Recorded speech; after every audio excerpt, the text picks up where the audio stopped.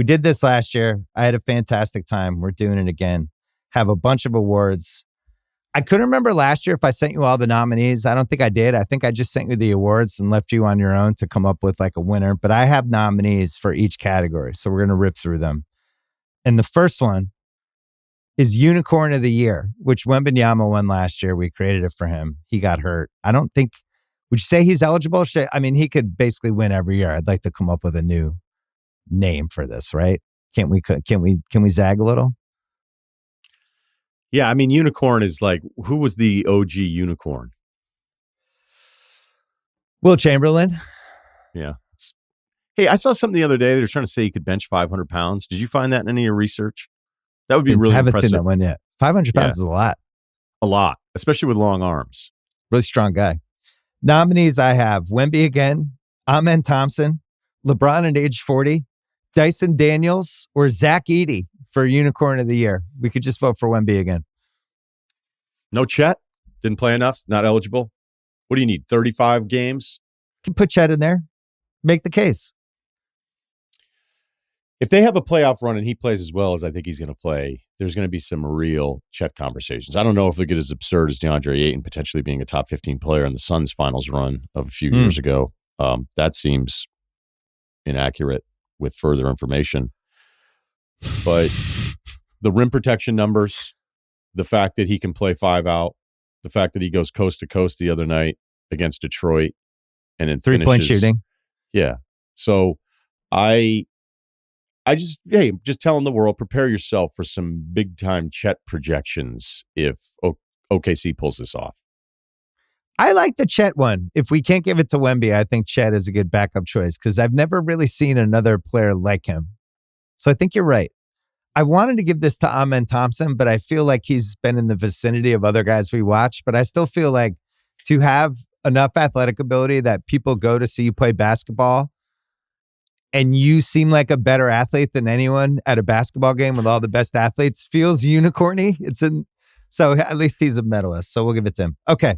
Really but just an aside, Amen's like 4 of these for me. And then I had to figure out how to whittle it down. So I don't think Amen's a bad choice. I would say like a Michael Phelps in the Summer Olympics one year, just grabbing medals. Yeah. Yeah. Although I do think if you had basketball where it was like, hey, we'll play 1-on-1, 2-on-2, 3-on-3, 5-on-5, and then we'll play horse. And then it's like Jordan had 7 golds. So some of the swimming and gymnastics gold medal count, I think, is unfair to the team guys, but we can get into that later. Although this curling thing with China is nuts. If you had an award for most rewinds on the season, it's Amen. Yeah. Oh, that would be a good category for next year. I always thought the team, like the basketball team medal, just should have been bigger. I think when you're just talking about some of those individual swimming race ones, maybe a smaller one. And then the basketball, I always thought should look like a Flava Flav type of medal. Next category. The 2011 Blake Griffin Award for most unexpected delight. Once again, Amen Thompson. Here he is, along with Cade Cunningham, rejuvenated Jimmy Butler on Golden State, Austin Reeves, or anyone else you want to mention. Any other nominees? Nope, because you already said the guy that I was going to use in this one. So, who is it? Who's your winner? Amen. All right. Is it going to be like a Meryl Streep situation here? No, because I'm giving mine to Austin Reeves. That's a good one. I can't believe how good he is offensively, to the point where he's on a team with LeBron and Luka. And not only does his coach think it's a good idea to run stuff through Austin Reeves, but LeBron and Luka are like, we should run stuff through Austin Reeves. Like, that's the level he's at. I think he's a potential 25-point-a-game scorer at some point in his career. There's pieces of different guys from over the years, and I'm going to do the comparing a white guy to a white guy thing, but there's a lot of Jeff Hornacek. There's some Paul Westphal, but his ability to get to the basket, create shots for other guys, take huge threes in big moments. I think other teams are really afraid of him offensively. I've been really impressed. Was not expecting it. And so it's either him or Thompson to me.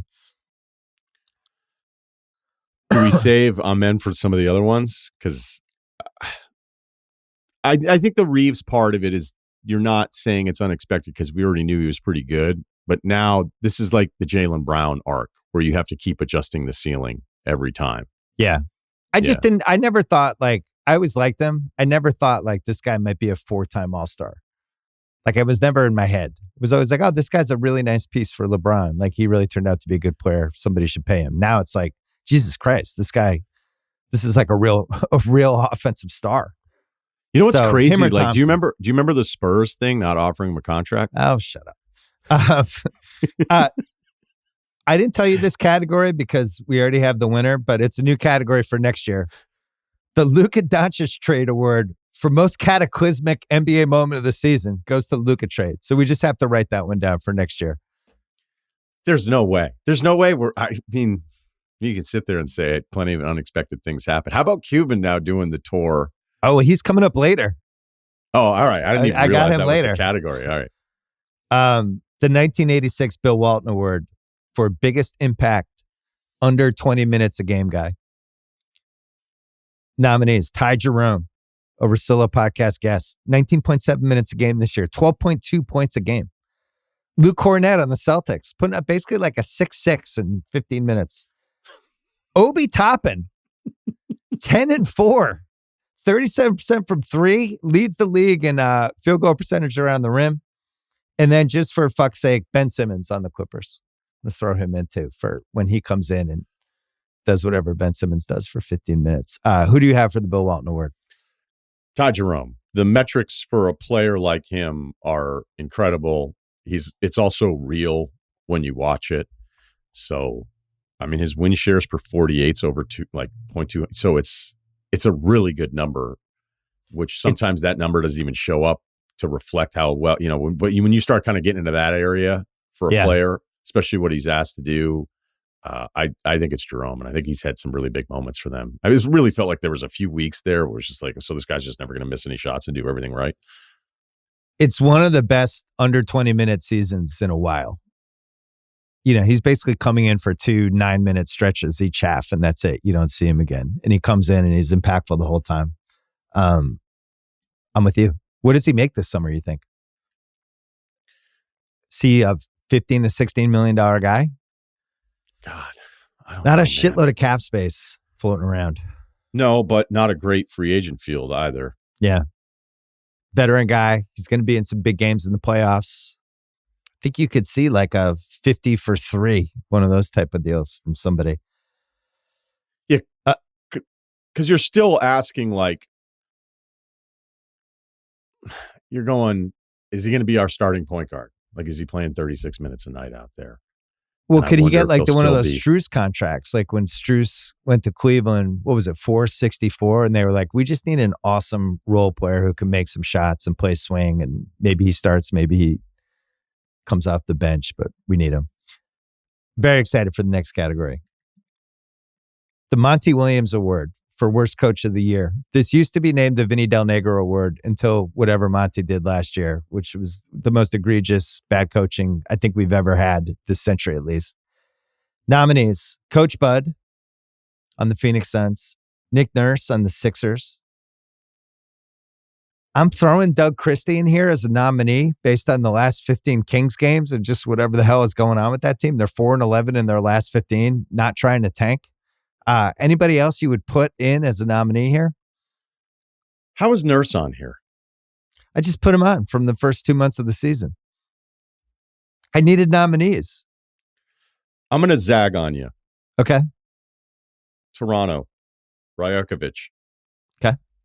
Now, not because he did a bad job, but because he did an amazing job. This is the worst tanking in a bad way. Like if the goal were to tank, they were 8-31.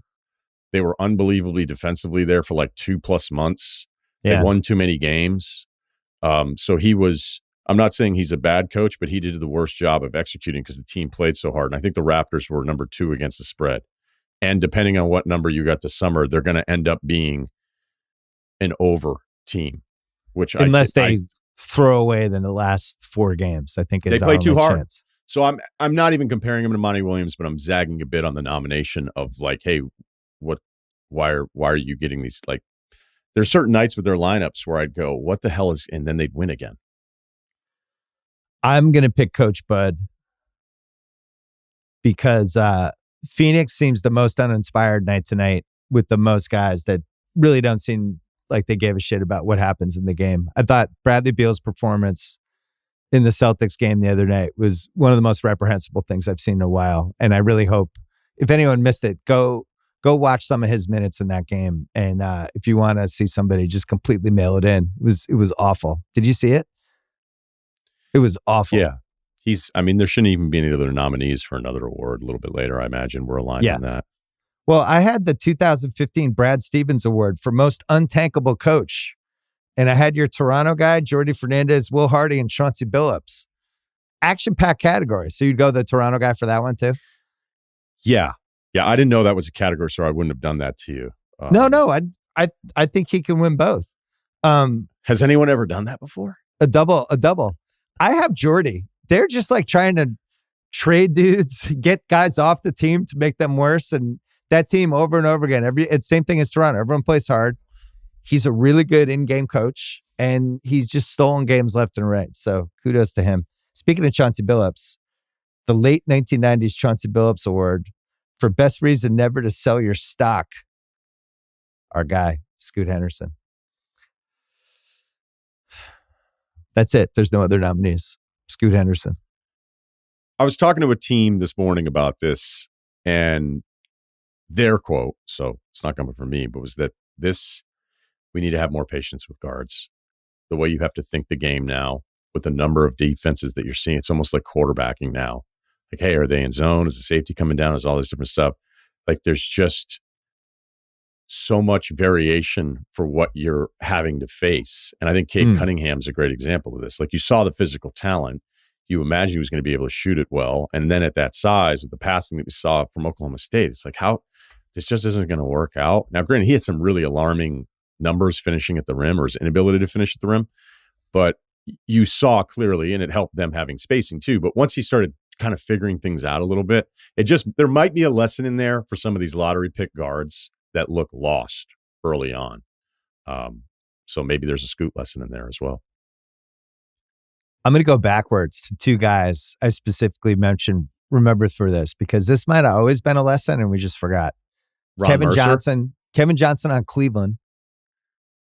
I remember going to a Cavs Celtics game and watching him just look like a deer in the headlights. I went with my dad and we were like, wow, that guy seemed like a bust. And then they traded him for Larry Nance and he was awesome. And then Billups on Boston. I was going to those games. Now, Patino was yelling at everybody. He lost his confidence. They traded him after 50 games. And then he bounced around. He went to Denver. He went to Toronto. Like he bounced around before he finally landed on Minnesota when he rejuvenated his career. But I would just never give up on a high pick after a year or two if I was a team that drafted them. Quarterback's a little different. We've had some quarterbacks where it's like, I mean, when did we know Josh Rosen? Like the second play of his career where it's just like, that guy's, it's a wrap. I wasn't that quick on Josh Rosen. So. You weren't? You stayed in? How long did you stay? Longer, because I think it was a game against, I forget if it was SC or maybe it was Arizona, where I thought he was reading the blitz perfectly and hitting the tight end. So yeah, I fell for it. Terrell Brandon, maybe part of this group. That's a good one. Yeah. Even somebody like Brian Shaw, who was really up and down and then turned into an awesome role player for a couple different playoff teams. Yeah, I like your quarterback point guard thing. The Freeman Williams Award for biggest black hole. This isn't as fun as last year when Cam Thomas was just the obvious winner. I went with LaMelo, which you made the case for on your pod a couple months ago. But even though he's 21.3 field goal attempts a game in 32 minutes, so he's basically taking 2 shots every 3 minutes. He's got a 36 usage rate and the team doesn't win. So I don't feel great about it, but I thought he was the best option. Who'd you have? Yeah, because there's some alarming shot numbers that we've gone over where it was the most shots, I think, per 100 possessions since Kobe in 2006. Yeah. And it's like, okay, but I mean, there was even discussions then of like, okay, Kobe's amazing, but is this awesome? Yeah. And again, like, how dare you even bring it up? And then you mention the team around him and all that kind of stuff. Even if I feel like everybody be like, hey, Russillo's just going to jump on this LaMelo thing because of that stuff that you're already talking about. He's such a good passer that I don't think the black hole thing applies to him. Like, I have to watch you and think you never want to pass. You just Good point. You don't want to.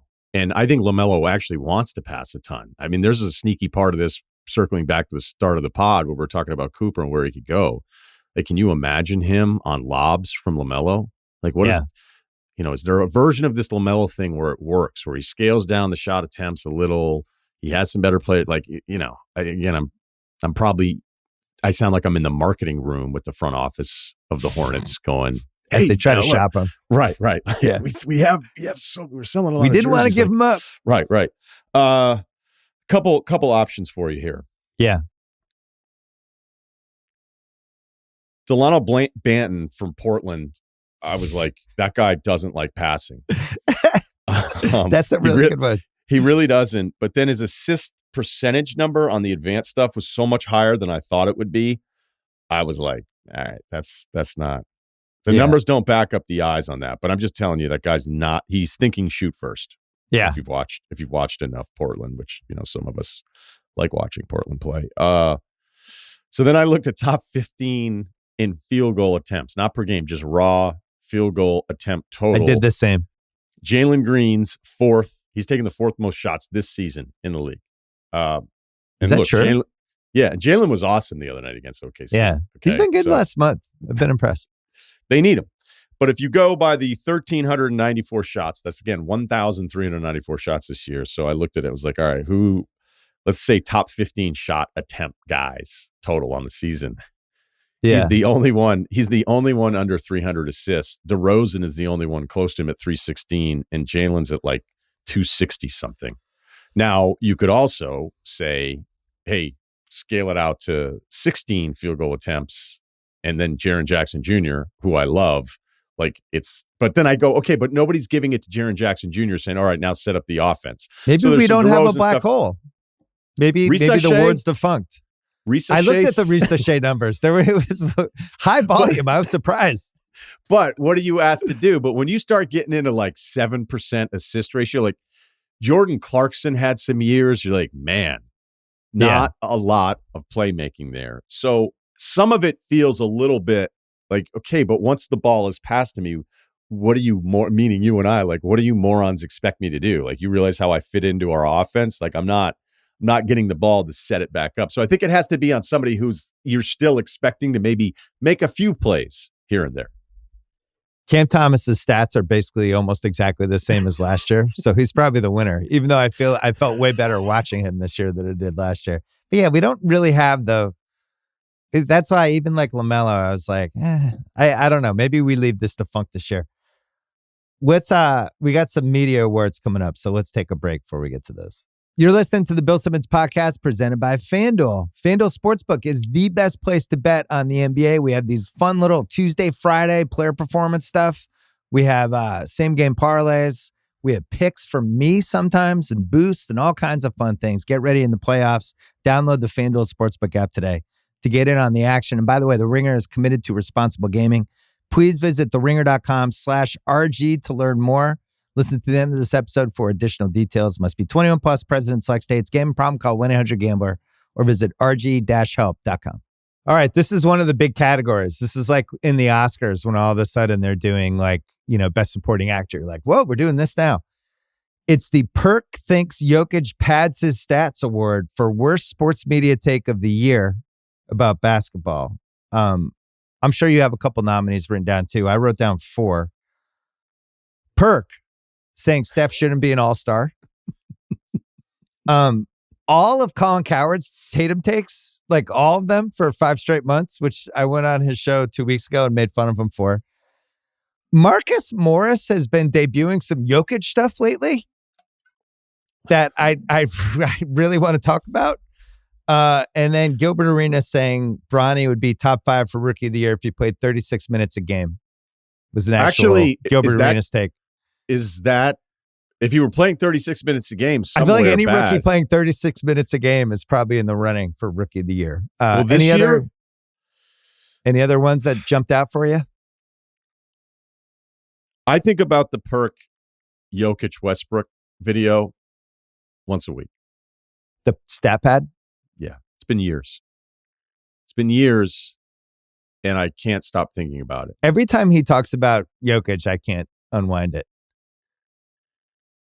Because I know what he was doing, and there was the video of like, it was kind of like the thinking emoji face. And I kept thinking, like, of all the times that I'll admit the disconnect of me never playing in any game that ever mattered in this sport that I'm in love with and is basically my career. And then somebody who did play is capable of suggesting that because one guy gets triple doubles, it's the same as the other guy getting triple doubles. It makes my head explode. Okay. I still don't have an answer as to how it even happened. So Perk's been on a bit of a heater. He had SGA in the Defensive Player of the Year conversation the other night when they were talking MVP. Oh, and it no. was like, yeah, it was like, why is SGA not being mentioned for Defensive Player of the Year? And I thought, like, well, because it's March and we know that he isn't. And he's actually, if Wallace isn't on the floor, like the one guy, not to say that he's a bad defensive player, but he's not even like one of the 3 or 4 best defensive players on his own team. Although he's gotten all defensive team votes. I think it was a couple years ago. He's a good defensive player, but yeah, he's on the same team with Dort and Caruso and Wallace. Right. So that made me, like, I had a relapse on the Jokic Westbrook thing when I was watching that. And so then I saw the Marcus Morris stuff with Jokic, and I was like, First Take's probably sitting there going, this is hey, great. Is there anybody that we can find that's kind of in the mix, played, not playing? Maybe we can figure out if he fits in to what we're doing, but like different background than Jokic. Like, is there anybody available who could come on and just shit on Jokic a little bit? Was there anybody that Jokic shoved from behind really hard and knocked him out for 20 games? Right, it's his brother. But is there anybody that would like fit into what we're doing here? And it's like, I've got the guy. And they must have been high-fiving him, being like, you fit in perfectly to So you think that was in the meeting? He test drove it and they're like, that's great. You should say that. Could you say not top 50? That was really good. Because when I saw the clip, it was like, no way. Marcus Morris kind of shit on Jokic a little. All right, next category is the most shameless LeBron-related media moment of the year. And unfortunately, there were too many this year with people in the media. And we're just going to skip this award, including a couple last week that I was just stupefied by. Let's move on. The Virginia Beach Kings Award for most contrived story on a slow news day. I'll give you the nominees. This is, I think, another action-packed great category. Stephen A. versus LeBron for 10 days. The story that Minnesota at the deadline came really close to getting Kevin Durant, even though they're on the 13th apron, and it's like physically impossible for them to make any sort of trade that would have allowed it. I enjoyed that. Any story that involves an ex-player on a podcast taking a shot at a current player, throwing that in there.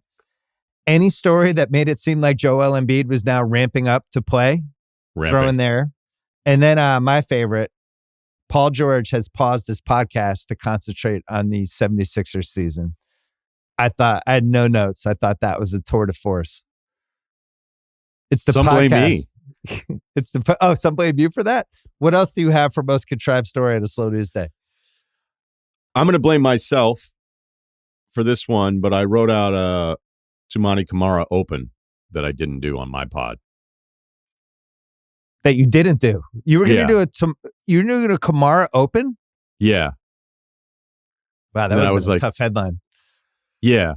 I probably would have led with the guest on the tweet of that episode. Kamara, underrated? I think my favorite contrived story is the Durant trade, though. That was my favorite. I can't believe Minnesota was floating that out like there was ever a chance in a million years they had a chance to get Kevin Durant when all the rules make it literally impossible.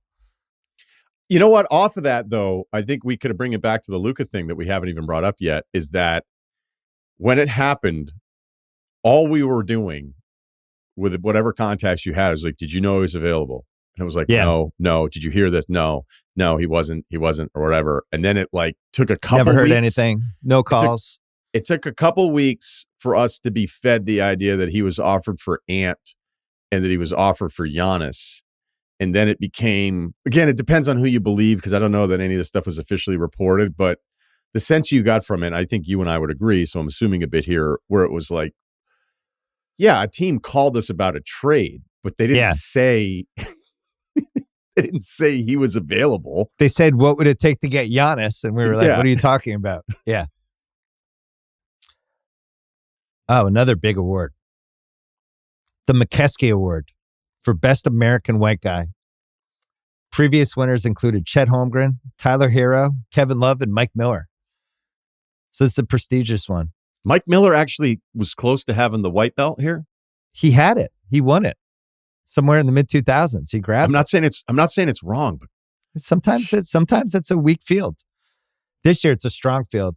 Chet Holmgren, Tyler Hero, Austin Reeves. We'll throw Pritchard in there just to have 4 candidates. But this is probably the best category we've had. Now, Holmgren's missed a bunch of time, so I'm going to penalize him and make it between Hero and Reeves. And I got to say, I think it's Reeves.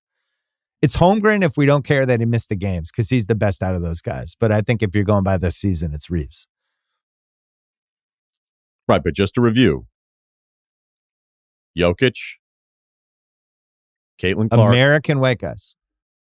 Trump, Cooper Flag, White Lotus. Been a big year. Flag was a hit last night. So you agree that it's Reeves, or would you go Holmgren on 30 games?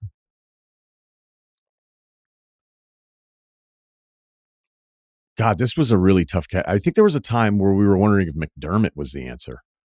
We had bad years for this. Yeah. Like, that's why I just gave you that timeline. What's been going on? Let's see. I'll go Chet Ceiling, but if you want to ding him for not playing, he's at 29 games, and Reeves has had to really carry the team. You know what? You're right. Chet's the best out of those guys. We don't have the All-NBA rules where it's 55 games or more. We're just going best white guy. He's the best white guy. Dennis Rodman Award for Best Ongoing Distraction. Nominees. Embiid. What's going on with his knee? Is he going to play today? Uh-oh, setback. Oh, he's ramping up. Setback. Oh, he's ramping up. Zion. Is he playing? Oh, he's hurt. Whoa, he had 38 points and 17 rebounds last night. Oh, where is he? He's not there anymore. Ja Morant. Jimmy Butler in Miami. Not the Jimmy Butler in Golden State, Jimmy Butler in Miami. And then last one, here's where I'm going to put our guy Mark Cuban for his It's Not My Fault media tour. After probably 2 weeks of getting hammered by everyone in Dallas, why did you trade Luka Doncic? And him explaining that they didn't. He finally felt the need to give multiple interviews, rubbing salt into the open wound of the Luka trade. So who do you have for this? Best ongoing distraction. Biggest. There's such a recency bias with awards. I think Jimmy Butler needs to be recognized here. I think you're right. It started in the playoffs last year. Yep. I think you're right. Plus, watching how great of a teammate and contributor and the way the Golden State guys are talking about him, how amazing he is. And he can score 9 points, have 5 rebounds, and still impact a game in these 19 ways. And Steph loves him. Draymond loves him. Kerr loves him. I think it's the right answer. He was slow, though, in that Lakers game. And it was something that maybe I wouldn't notice as much if I wasn't there. But he basically took off, like, I think the first 14 minutes. It was strange. I think he's played a lot of minutes the last 25 games in a way that hasn't really happened in a while. And I've noticed a little bit of the same thing, that it seems like he's a little bit dead legsy. But, they're in the grind now. They're trying to get a top 3, top 4 seed. I don't think they have any choice. I was surprised he played on Friday night, but I think these guys, at this point, it's such a dramatic difference to be 3 or 4 versus falling down to 8 is the scary one. Nobody wants to be 8. People will play these guys and back-to-backs, whatever. Nobody wants to be 8. So that's it. Oh, the Jim Coughlin Award. For You Think You're Better Than Me. Last year, this was won by the LeBron JJ pod. I guess we could give it to the Nash LeBron pod this year to mind the game. I don't know if you had any other candidates.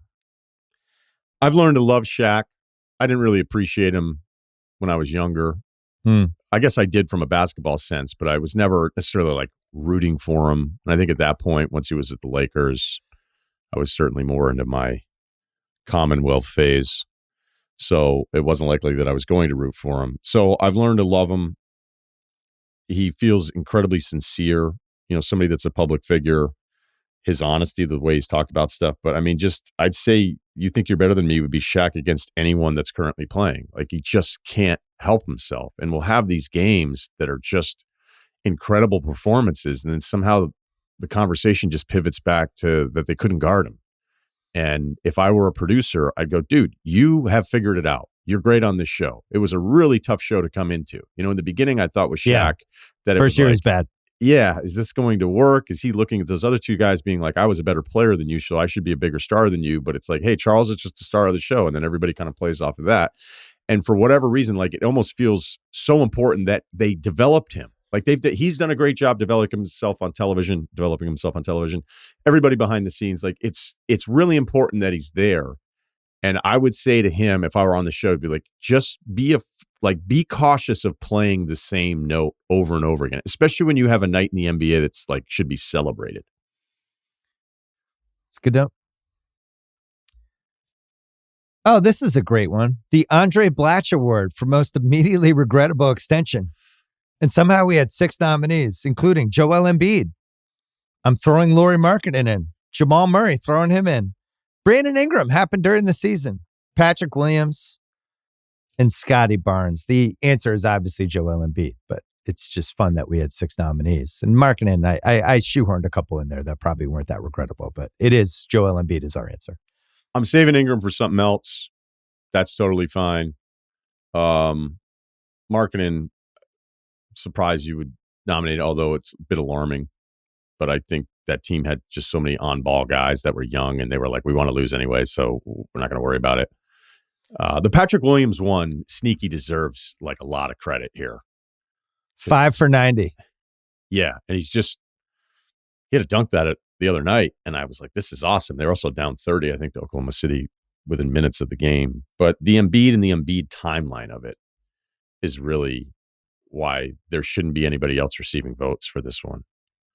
Would you consider changing the name next year from Andre Blatch to Joel Embiid Award if Embiid doesn't come back next year? Or did Andre having an extension that got amnestied and making NBA history that way, should that just cement the award for him forever? I have a really soft spot for Andre Blatch. Okay. Like, we used to talk about him all the time when Van Pelt and I did Wizards Daily, because if you go back to those Blatch years, that group, and then I followed Blatch on Twitter. Years. That was your first book. I didn't get, I still have to pay the advance back, but they had a thing where they would be on the road, and like, I think one guy on the team complained about having to pay a cover charge going to a club. Like, they were just constantly sharing with you everything that you could assume about like where their heads were at that season. And early internet too, and the early social media internet, which made it more fun.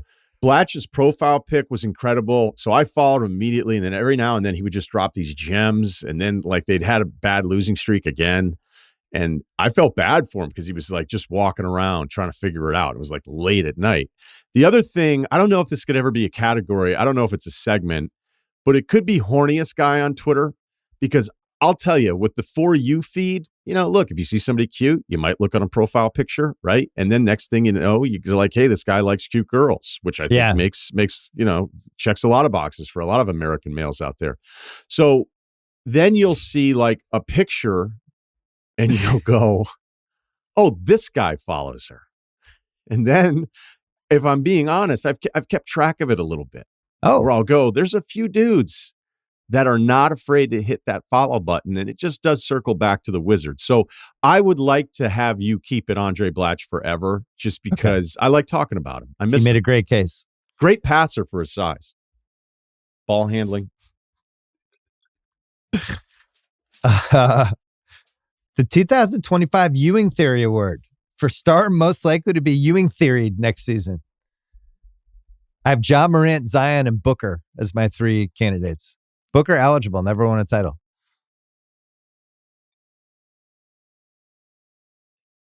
It's got to be Ja. I agree. Although Ja had the game winner the other night. And had some Memphis fans puffing their chest out a little bit about it. And they beat Detroit. Look, we'll see. He's your guy. I understand. We've been through this before. Okay, we know how it works. He's your guy. He's given you a lot of special moments, so you're going to defend his guy. But I would say to the Memphis fans that are confused on why Ja would be fined versus other players doing the same salute, like all you have to do is go through the timeline and all the stuff and the Jalen Rose interview and all the things that he had to go through, which again he brought on himself.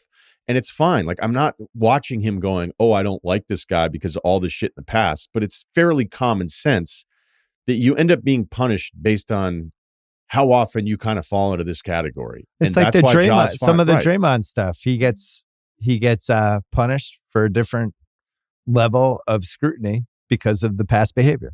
Welcome to life. The Lou Brown Award, out of nowhere team that surprised us the most.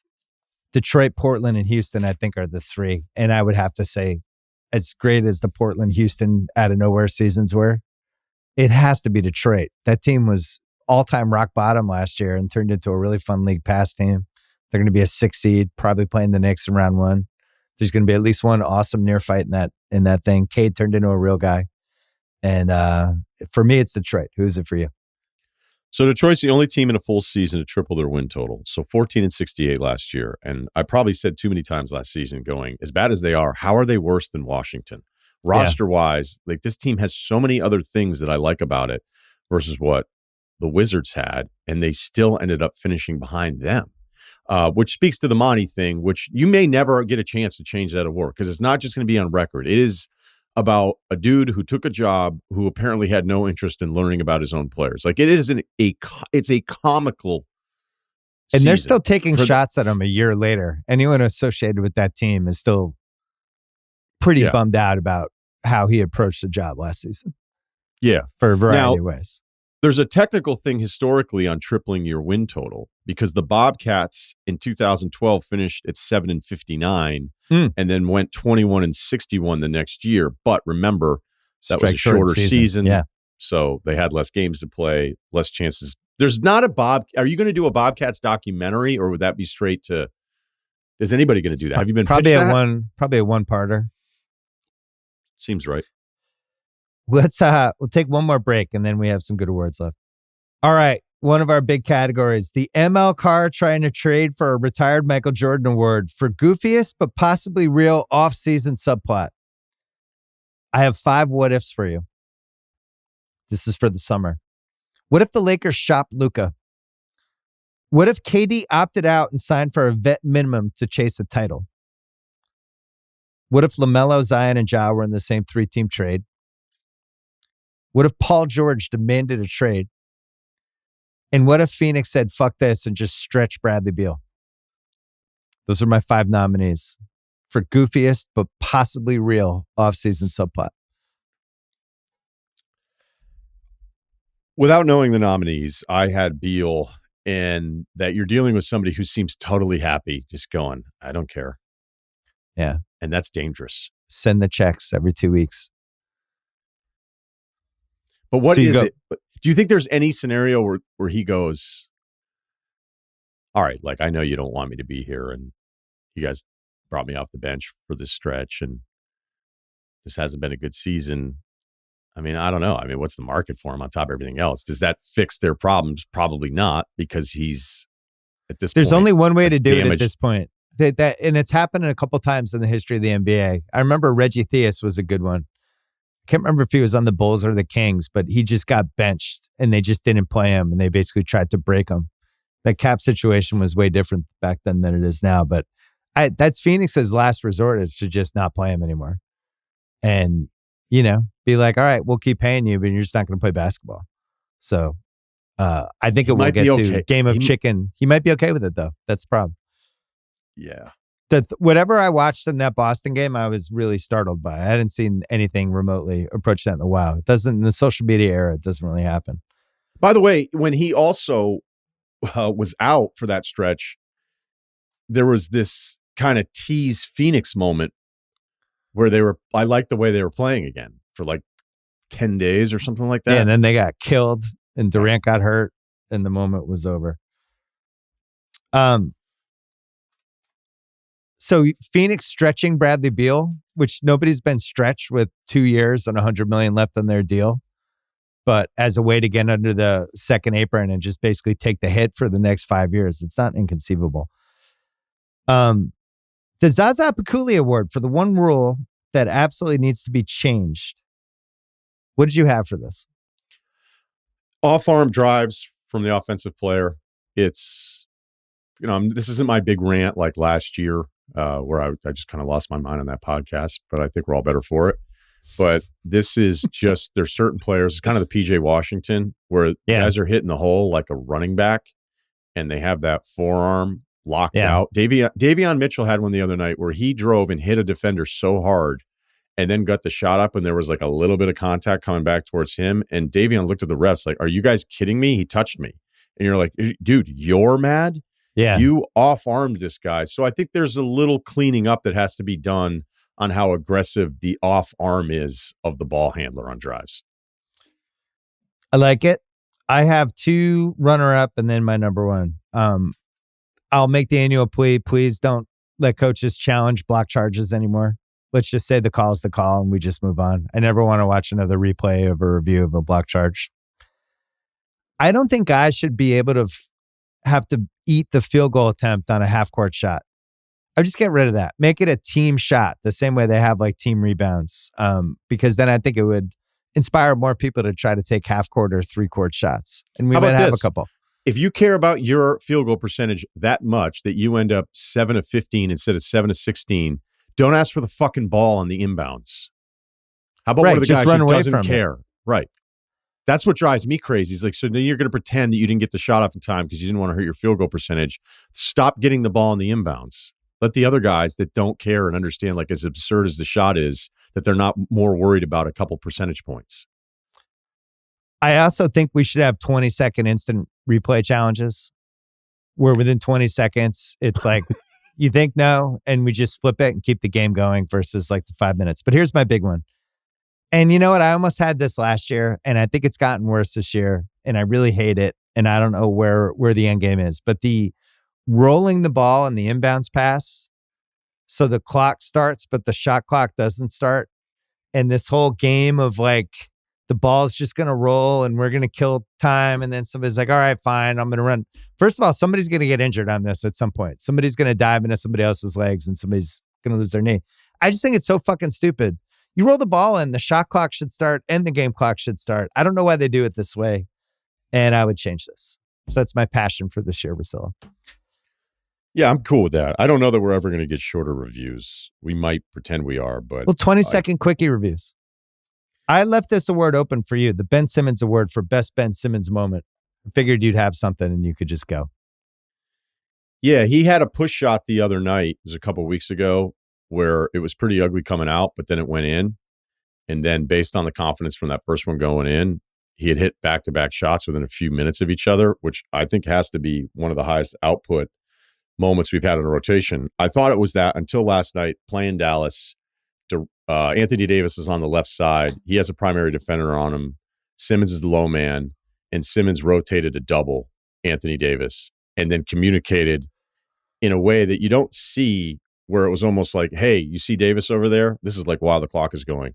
I'm going to now go over here and double team him. So you've got to slide over if somebody cuts behind me.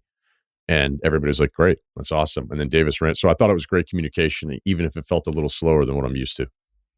Well, so you went positive Ben Simmons moments. Yeah. I was going to go for the preseason media day for the Nets when he said how he's going to be a leader this year for the team. I had that. Buyout watch was fun. Then they bought him out. The 2010 Baron Davis Award for single best mail-in. This is, I think, the toughest category we've had so far because you could make a small case for Paul George on the Sixers most years, but not this year. Jimmy Butler on Miami and Bradley Beal just the whole season. And it is like Bird and Magic in the mid-'80s. We could argue about this for days. I personally think it's Butler on Miami because he was willfully trying to force their hand to get traded and doing all kinds of things. But I also can't shake Beal, and I don't want to have co-winners, so I'm gonna let you pick.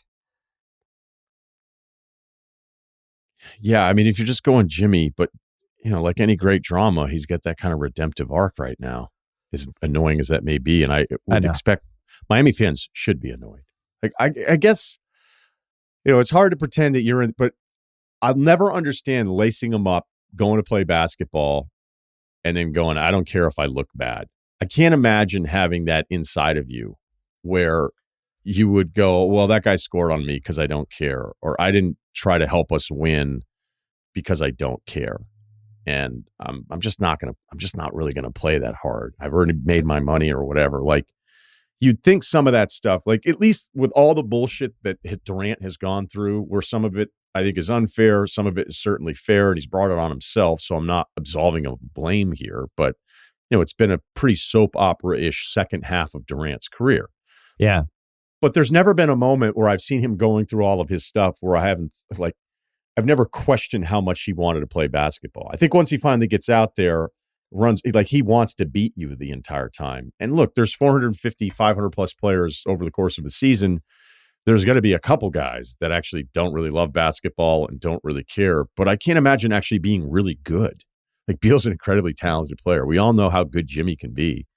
It'll forever blow my mind that somebody has that ability. And maybe that's just a disconnect of them looking at it as a job. And I'm still just in love with the game of going, like, I don't care if I look bad in front of all these people that came to see me tonight because I'm getting paid and I don't care. So my tiebreaker would be Beal because. Yeah, I think that's the right answer. Because at least Butler, something really seemingly catastrophic happened with him and Pat Riley. And there's some sort of breach, whoever was right, whoever was wrong, that made it impossible for Butler to play even at a decent level for them anymore. He was just broken in Miami. I don't know what Beal's excuse is. And look, the metrics are the worst he's been at since his third year in the league. The last time he's played, I think, more than 60 games is 2018-19. So even when the trade was made and we understand how talented he is, because I remember I had said, like, if you go through this guy's missing like 25% of the season. And there was some pushback because I was using total games on the shortened seasons. And it's like, okay, but you're making an excuse for a guy that doesn't seem like he's available enough. He just doesn't, on top of everything else, which again, if you're Phoenix, with the effort that you get from him on certain nights, you'd almost rather him not be available. We got to rip through a couple awards here. The Shane Battier Award for Sloan Conference Stat Nerd Darling du Jour. This just happened, that big article on Jokic's defense and him kicking passes and how he's had the most kicked passes in this decade and more kicked passes. This whole thing about Jokic, like actually his defense. By the way, I've always felt this way. I think when you take like the best players, I still feel like I felt this way about Steph. I felt this way about Bird and Magic once upon a time, even though Magic would get torched by small guards. But those guys they're always in steals. They were always like, could read what the other team was doing. They were always good coming out of timeouts on defense. But I like this whole Jokic thing. And then the other candidate for this is Jokic's on-off stuff is just the most incredible it's ever been. I mean, when he plays, they have a 125.4 rating or something like that, which would be the best ever. And when he doesn't play, they're 30th in the league on offense. So they're either best all time or worst in the league, depending on whether he plays or not. There's so many good advanced stats that I swear I think there's going to be some late Jokic momentum for MVP next week, even though it seems like Shea has it locked up. I think the stats are so crazy and I don't want to spoil next week's pod. The stats are so crazy, and the season has been so unbelievable. FanDuel has Shea at like minus 1,000 or something like that. I don't know if it's over yet. That's all I'm going to say. Sounds like somebody's leaning Jokic. Nobody's leaning anywhere. The David Kahn Award for worst GM performance. So my big question is, does this now become the Nico Harrison Award? Did he do enough to supplant David Kahn, who took Johnny Flynn and Ricky Rubio over Steph Curry, among 17 other terrible things he did? Okay. Nico was good last year. Okay. So Nico's just one bad night? Pretty bad one. This isn't, I can't believe I called her. It's like, I can't believe I married a cocktail waitress in Thailand. Yeah. Well, nominees: Nico Harrison, Sacramento firing Mike Brown and then panic trading De'Aaron Fox, New Orleans throwing Dyson Daniels into the Murray trade, Miami's entire handling of the Jimmy Butler deal, or Denver being $5 million under the second apron and not having a bench. Those would be my David Kahn Award worst front office nominees, but the answer is Nico Harrison. But I at least think you should bring up Masai, because Masai is with all the extensions. Great. Let's add him. Right. So Masai, sight unseen with Ingram, gave him 3 years, $120 million guaranteed. And you could say he hasn't played a game for him yet. And sight unseen, obviously he knows what he's doing. Look at the free agent thing that we teased earlier. Yeah. Like maybe there's a number out there for Ingram that's higher than we could imagine, which is usually the lesson that we hear, or I should say experience, every time we start going like, oh, why is that guy going to make that much money? And then he gets signed to it. But it's Scotty Barnes, Ingram, quickly, RJ Barrett, and Pirtle next year for a combined $156.4 million. It's a 7 seed at best. I don't know. I mean, look, what if they get their players back and play them? Maybe with Darko, who knows? I mean, they've outperformed everything you could possibly imagine in the second half of the year. So maybe they're just developing all they got. Maybe they'll be the deepest team in the league next year. It's just an expensive five.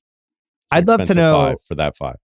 I'd love to know why Denver didn't do a little bit more this year. I don't understand how their bench is this bad when you are being blessed with the best offensive player since God knows when. No, not top 20, but pretty good. Yeah. Not top 20, but close. Yeah. I mean, I just want to shout them out. You have this amazing asset you have to spend when you have an asset like that, and they're not doing it. And they own other teams. It's not like they don't have the money. It's very strange to me. You know what, though, is this might be I drafted these guys. I brought in Pickett. I brought in Watson. I brought in Swather. Just trust me. I know what I'm doing. Well, Swather, I don't think you do. Because I think a lot of people would want to play Denver in the playoffs the way this is shaking out. Denver and Memphis are the two teams I think people are fine playing. As great as Jokic is. It'll be funny if they get bounced out. I'm just advanced scouting Jokic hate. There was a fly in front of me for those watching on the clip. I'm advanced scouting it because if he loses in the first round, then it's going to be like, can we get Marcus Morris back in here? Can we have him? He's outside the building. I would say them and Memphis are the two best candidates for the 4-0 sweep in round one. If we were going to have a shocking, I can't believe that team got swept, I would have Denver and Memphis. The Vitaly Potampeko Award for worst deadline trade, named after the time Rick Pitino during a strike season gave up an unprotected first-round pick for Vitaly Potampeko that turned out they could have either taken Sean Marion or Andre Miller, and they didn't get either because they got a backup center. So I don't love Miami dumping Dennis Schroeder for no reason when they got him in that deal, when they clearly kind of want to be a playoff team, I guess. But at the Mark Williams trade, when you have Luka and you have this chance in the West for the Lakers to do that trade and then to back out of it and then just kind of get nothing, and now it's unquestionably going to haunt them in the playoffs that they don't have a center. I have to nominate that. Worst deadline is the trade is the Mark Williams cancellation trade. That's what I have. I don't know what's going to happen with LA here. I don't know what's going to happen in the West, okay? Other than I think OKC is going to beat all of these teams, and I'd be really, really surprised if they're not representing the West. I think they're that good. Me as well. And they have all of these options, and it's hard to find like a flaw with them. I mean, We saw one Friday night. What would you say that is? The double big lineup. They had some issues. They kind of got pounded on the boards in a way that I was like, oh, okay. Well, I kind of like fly in the ointment. All right. Credit to Ime too for the double big patience. Because early on with Adams was good in that game. You watch that game? Adams was they were like impactful in that game. Yeah.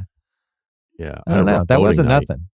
But no, I came back in after a tough day on the seas and then watched it late. And it's sometimes you're better watching it when you know what happened. Yeah. Because now you're not watching it with anticipation. You're just watching, trying to figure out what was going on. And, I think there'll be sometimes like this is being really, really critical of an awesome team historically here. Yeah. But there'll be some like Cason Wallace minutes where you go, well, is that? And then I'm like, what are you mad about all 8 guys not being off the charts, impossible to deal with on both ends of the floor? Because I think last year, as we were ramping up for the playoffs, like right around this time last year, we were talking Celtics and you just laid it all out. Like whatever your issues are, and I think we both had them with some of the late offensive stuff. There's still games with the Celtics offense where I'm like, is this still really good? And then it's like last 15, second in offense. And it's like, yeah, it is. It is that good. At some point, math becomes math.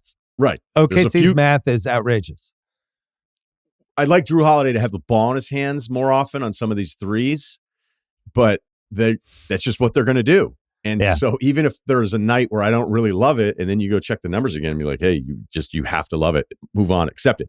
You laid out the stat profile, historically, point differential, all this stuff. What OKC is doing right now puts them at least on a regular season list of one of the all-time special teams. Are you the same place with them now that you were with Boston last year, where it was a bit of a wake-up of like, hey, whatever you think of this team, they're awesome and headed to the playoffs and should be the clear favorite, and we should stop questioning it just because it feels new with them.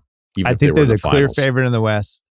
The only difference with them in Boston is Boston at least had a bunch of guys who had been in a bunch of big games and big situations. And OKC, I shouldn't even say it's new. You're right.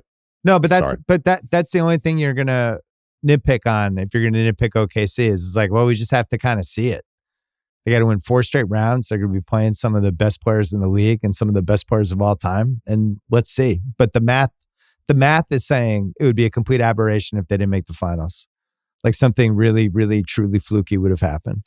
And then when they played Boston, we've seen those games, and they had really the 2 fourth quarters where they really stuck it to Boston. So yeah, if you're betting your life, OKC is the pick. I don't think there's any question. But who knows? I did that Houston game gave me a little hope. We're like, oh, I wonder if we'll see this in the playoffs. I wonder if teams are going to try to bang them around. Let's do the T. Moran Award for best, most polarizing NBA family member, which I think was obviously Bronny this year just because of all the content he generated.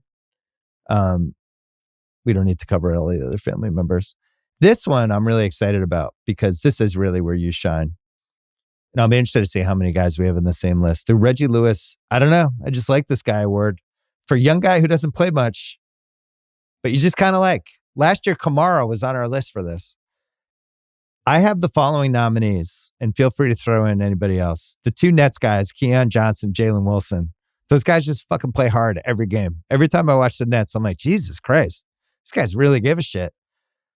Bryce Sensabaugh on Utah. I don't know how much Utah you've watched, but the catch and shoot numbers are crazy. Like he's clearly going to be a 9-man rotation guy for a good team at some point in his career.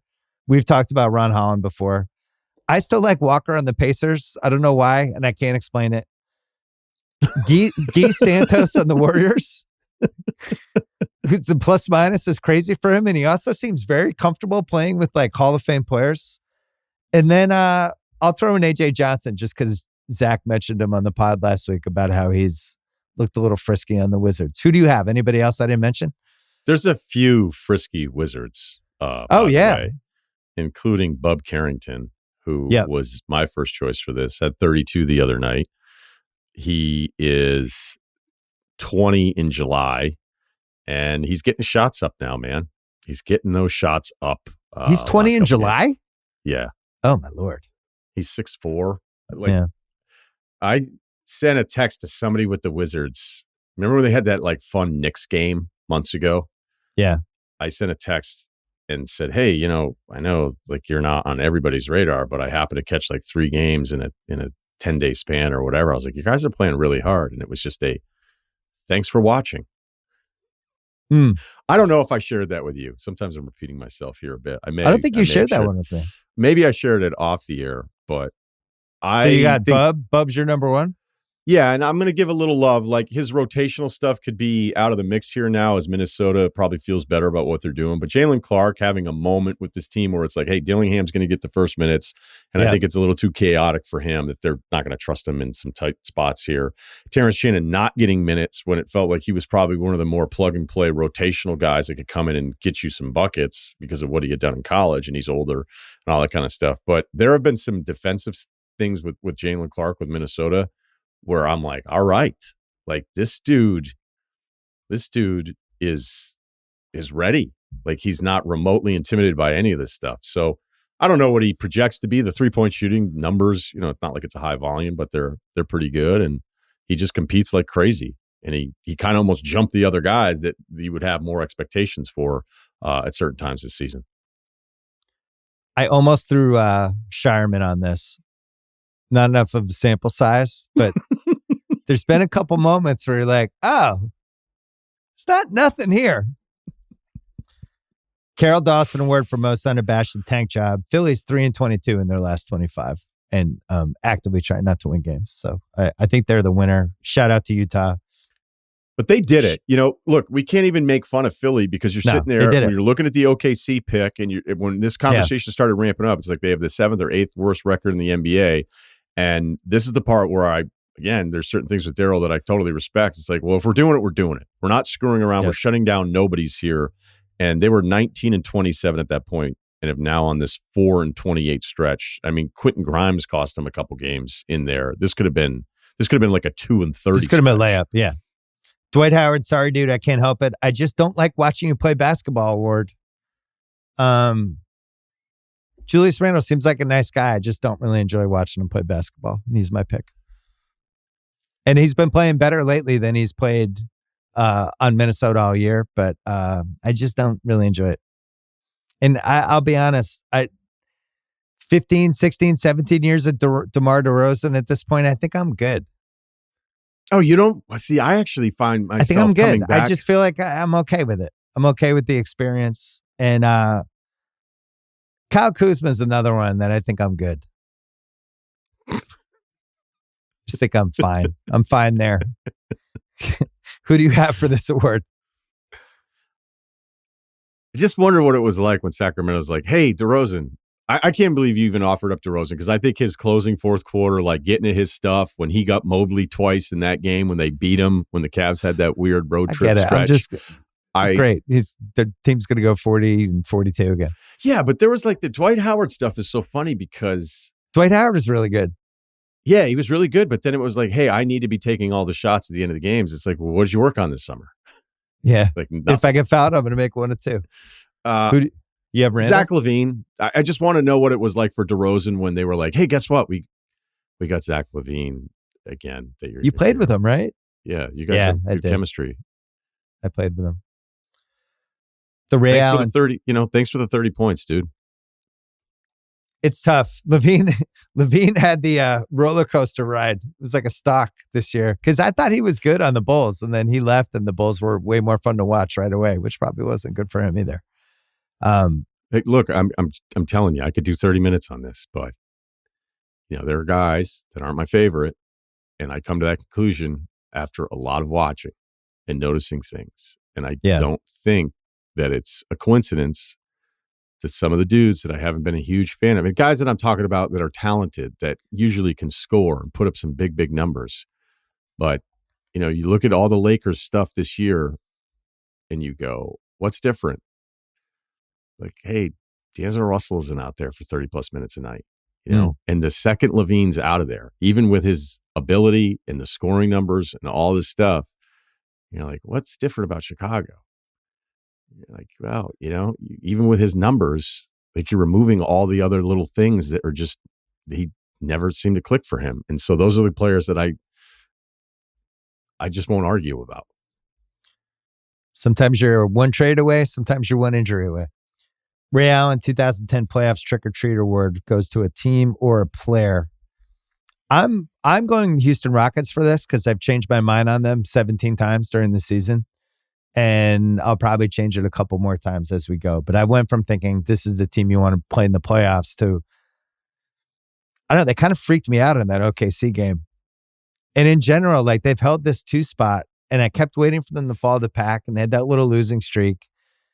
It's never perfect. I don't love their offense in the last 6, 7, 8 minutes, but they play hard and they're really tough. And there's certain matchups where they just overpass. I mean, they out-rebounded OKC by 15 rebounds the other night. Granted, the game meant nothing to OKC. But I don't know what to make of them in the playoffs. This might be it. There might be no gear at all. It might just be bad shots down the stretch and they lose the series 4-1 where they led into all 5. Or maybe there's something more there. I don't know. I don't know what to make of them. Clippers for me. Because good one. Kawhi looked great again last night, getting in his stuff, going left, pull up, can't do anything with it. An off the break kind of transition 3 where you just can see that he's totally locked in to what he wants to be. Zoo has been a beast. If you get Zoo against the wrong team, meaning the wrong team for the other side, because there's just a few teams here that want to play small. Like, I don't think the Lakers want to play Jackson Hayes a ton of minutes. I don't think that's breaking news, okay? So they'd rather go small. But when they're playing against Golden State, and I don't know that I'm right about this, but you're like, are you playing into their hands a little bit by playing small and then them being like, we're fine? The answer is yes. They're right, like, we can play Draymond at the 5. Thank you. Yeah, so this is now wonderful. We get to play small. So then when I think about like Houston having the double big thing, which changes a lot of like how you think about their closing group, depending on the big guys they're going up against. Like the Clippers, with the way Zoo is playing, and I know that it's a coin toss for Harden and all the playoff stuff. Although I think I kind of joked with you, like you think he'd be due just to kind of have like a nice little like run, but I feel like his pace does not adjust to the pace that you need it to be, and that's why he has the problems that he's had. But there's a scenario where like, there's a first round matchup for them, and I'm going, oh my god, like is there a path here? Is there a path to what if they played OKC Finals? in round 1? Imagine. I've seen them play twice in person. I was like, shit, this would be an awesome playoff series. And they have a couple things they bring to the table that aren't great for OKC. There's some things OKC brings to the table that are horrible for the Clippers, but my point is that's not a typical 1-8 matchup. That's not the Cleveland Cavaliers playing Orlando with no Jalen Suggs in round 1. Like that's a hard series you're going to have to win. Do you think if Kawhi's healthy? Like, it wouldn't be a national media thing because nobody would really care, but considering how all in they went on the Kawhi stuff and how he hasn't been healthy at the end of the playoffs or the end of the year for a bunch of seasons in a row, the Paul George part of it, and then what you've given up, and then watching SGA become, I mean, there's just a lot of shit here where you go, man. And imagine if they had some moment of like a 2-2 series in the Western Conference Finals where you go, those guys, Lawrence Frank and the crew, like the strategy was the right strategy and it couldn't have gone, but yet is there this redemptive arc where they repaired it on the fly and let Paul George just walk because they knew better than anybody else, although they still did offer the 3 years. Is there some part of this where we're being brought into game 5 and somebody's written a Wright Thompson essay? Oh, and it's, you know what I mean? On the tortured Clippers? Yeah. Well, if you go to the last 25 games, which is a huge sample size, they're 5th in net rating. And when Kawhi plays and looks like the way he's looked really for a few weeks now, I just wouldn't want to see that team. And honestly, I wouldn't want to see Minnesota either if I'm OKC. We both think they're going to make the finals. But it just sucks that those are 2 possible 1-8 matchups. Like you play, you're going to win 68, 69 games, and that's your prize. We only have a couple of words left. We can rip through this. The White Chocolate was a problem award for 2025 guy whose season was much better in 40-second Twitter highlights. I'll give you Ja, Zion, LaMelo, Jordan Poole, or Russell Westbrook. Who do you have? The turn by Nuggets fans on Westbrook here is amazing. It feel like that game I mean, that's another team that might fall to 7-8. That game was a catastrophic loss. Like to waste that level of where Jokic got to that game and to have it 19 times and then blow it, and they haven't won since. Look, he's fine as your ninth guy, and as your guy, we're resting all the starters. Russ, can you just go out there and do everything and put up a 32, 10-10, let us hang around? But I just don't know how you play him in crunch time in some of these games. It's too much of a wild card. It's too risky, right? The risk exceeds the reward. Can't do it. You've Jokic and Murray and Gordon and Porter and Braun. Like, that's it. Russ should never play in crunch time for them in a playoff game.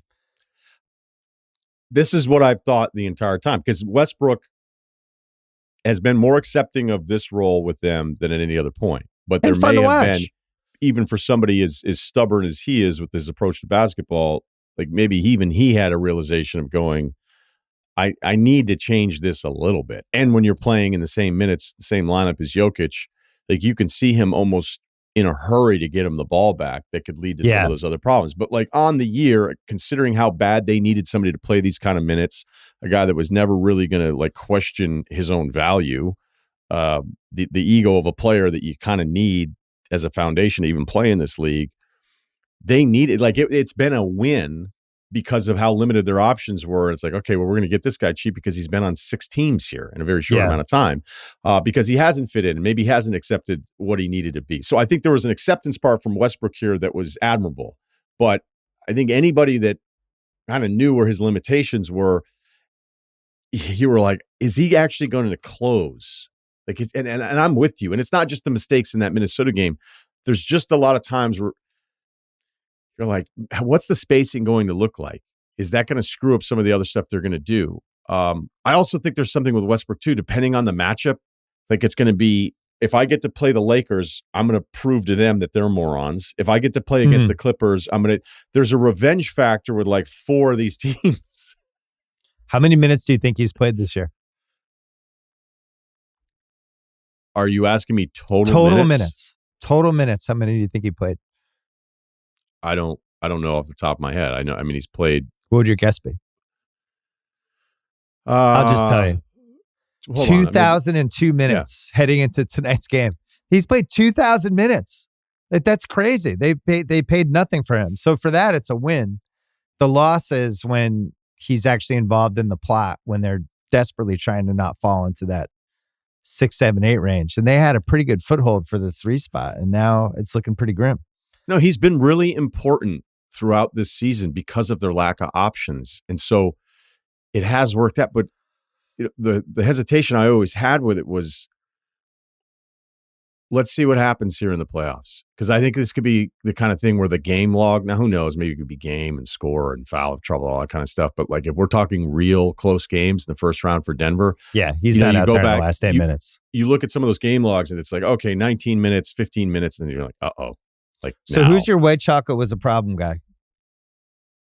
I would say if you took Isaiah Stewart clips from today and then ran them and said that this was the 90s were like, then everybody would just say, oh, Steph would have just had 12. Oh, he would have been killed. That's good. I like that. My least favorite comment. The Stewart pulling down Giannis from behind play is indefensible. That's fucking nasty, man. Especially the top 5 guy in the league. All right, 3 awards left. The Travolta and Pulp Fiction comeback of the year.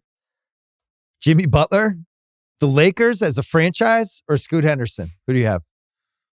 Scoot. Okay, me too. Well, this is it. The second most prestigious award we have. It's the 2025 Shamit Face Award. This is your award. I know you put a lot of time and thought and effort into this, so who do you have? Concanippo. On Duke? Yeah. Oh, so you're going prospects? Yeah, I've already graded it out. What do you like about it? I don't know what age that the red cheeks thing goes away. He's awesome, by the way. I think I like him he's too. even better than maybe we realize. Maybe get him the ball a few more times last night. But you get older, everybody looks younger. There's a weird thing that happens. I don't know what it is with the science of it, but if you look at like fraternity composites when you're in college, all of the guys from the old pictures look like, you're like, how come that guy was 40 and he was in college? And you're like, that's just dudes looked older. And then when you're older and then you're watching college hoops, like every year, guys just look younger and younger and younger. So I don't think he's on the Mount Rushmore of Duke face. I think that's early Cherokee Parks, maybe a little Quinn Snyder in there, maybe Grayson Allen, maybe Danny Ferry. So I don't know if Knipple can make that, but there's just a face. And it's not the same thing as Shamet face, but I'm just projecting him maybe to be there one day. And it doesn't even mean that, you can be good looking and have Shamet face. You'd know it when you see it. Yeah. Last award, the 2024 League Pass MVP award. Most reliably entertaining guy day after day for 6 months. My winner is Nikola Jokic. It's really the only winner, but I would offer up Ant if I had to offer up somebody else. As like an alternative, like independent spirit awards kind of winner? If you can't have Jokic, I go with Ant. Even the Sixers closed the other night. It was awesome. The shots that he was hitting in the double overtime win against Denver, I don't know what it is about the threes when they matter the most. It's almost like a pitcher who cranks, and it's not what he's doing, but it's like the shot goes in with more velocity than it's supposed to on the ones that really matter. There's a crispness to his shot and his athleticism and the way that it goes in that's visually appealing. It's funny you mentioned this because it's not a rational confidence because he's rational and confident. But I do think like if it's 1-8 and it's OKC, Minnesota, I think out of anybody in the league, he's the one who would go into that series going, I don't care what their record is. I'm better than everybody in that team. And like really genuinely, truly believe it, which has been really fun to watch. And he's had some great last 3 minutes of the game, kind of turning it up a notch stuff. How old is he now? 23? I don't know. I think he's 23. Right yeah, that's a good one. But Jokic, this Jokic season, and it doesn't look like he's going to win the MVP, but holy shit, man. Just there's been 10 games from him this year that you're just like, I just can't believe somebody's doing this. Like when you go like look at the Wilt stats on Basketball Reference, like, oh my God. It wasn't just a 50-point a game year. There was this other season he had 44 a game. Like, what was that like to watch that? Not that Jokic is putting up points like that, but just the day-to-day, like it honestly feels like any box score is conceivable. He's had box scores where like there's no way anyone in basketball could ever have this. And he's had 5 of those this year. But then when you watch how he does everything for them, like he's their only real rebounder. He runs the offense. He scores all their stuff in crunch time. He sets up everybody else. Like everything he does, it's just, I've never seen anything like it day to day. We didn't have League Pass in the 80s for, the great players of that era. And we only got to watch Jordan when he was on, TNT. We didn't get to watch this night after night. This is fucking crazy. Sounds like somebody's leaning Jokic. I'm not leaning anywhere yet.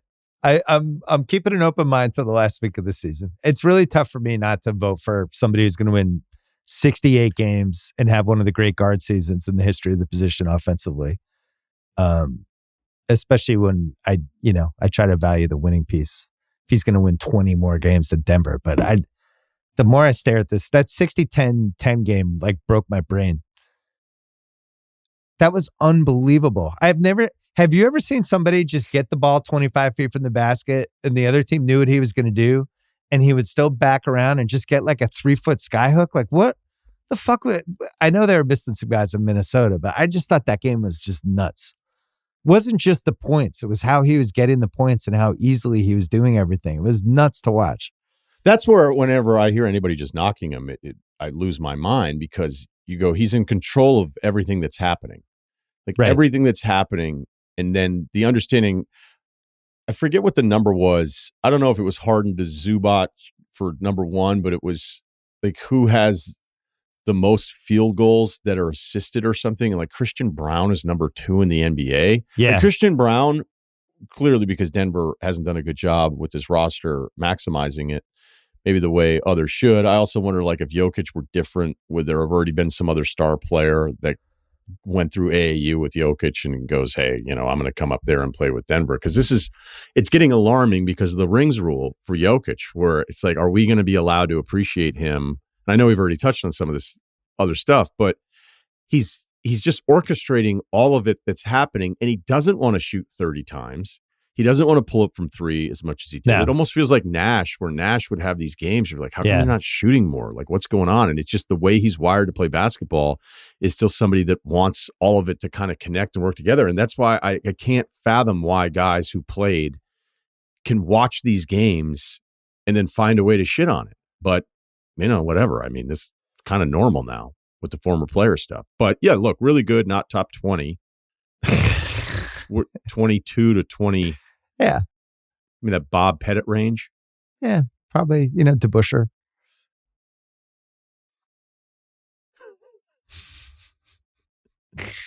All right. Those are our made-up NBA awards for 2025. Congrats to all the winners and the nominees.